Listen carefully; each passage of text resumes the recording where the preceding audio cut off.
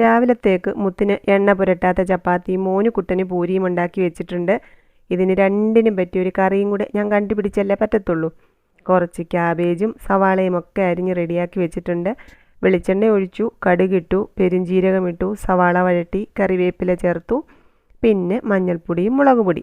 പച്ചമണം മാറുമ്പോഴത്തേക്ക് തക്കാളി ചേർത്തു.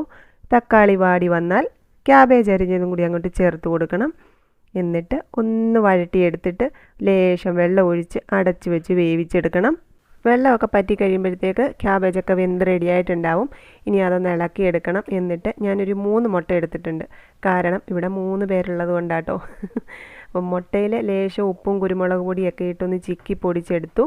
അത് ക്യാബേജിനകത്തങ്ങ് ചേർത്ത് കൊടുക്കണം. ലാസ്റ്റ് കുറച്ച് മല്ലിയിലയും ചേർത്ത് ഇളക്കിയാൽ സൂപ്പർ ടേസ്റ്റുള്ള മുട്ട ക്യാബേജ് റെഡിയാണ്. ചോറിൻ്റെയോ ചപ്പാത്തിയുടെയോ പൂരിയുടെയോ ഒക്കെ കൂടെ കഴിക്കാം.